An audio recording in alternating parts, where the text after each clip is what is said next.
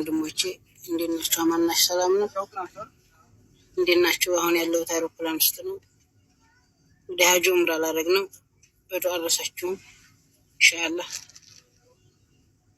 እናንተም የቂን ብላችሁ አላህን እንድትለምኑ ስማጸናችኋለሁ።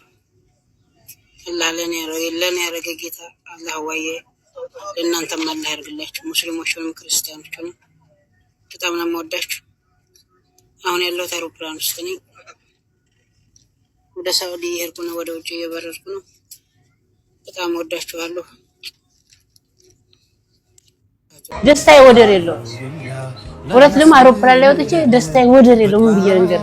እና ሌላ እኔ ሐምዛ በአውሮፕላን ላይ ሄደ ረማመን ይሳነዋል። ማንንም አያምንም እኮ እንደው ሐምዛ ይሄን ነገር ይዞ ካባል ነካ ማንንም አያምንም። ይቅርታ አድርግልኝ። ግን ይሄ ሁላ ምንድነው?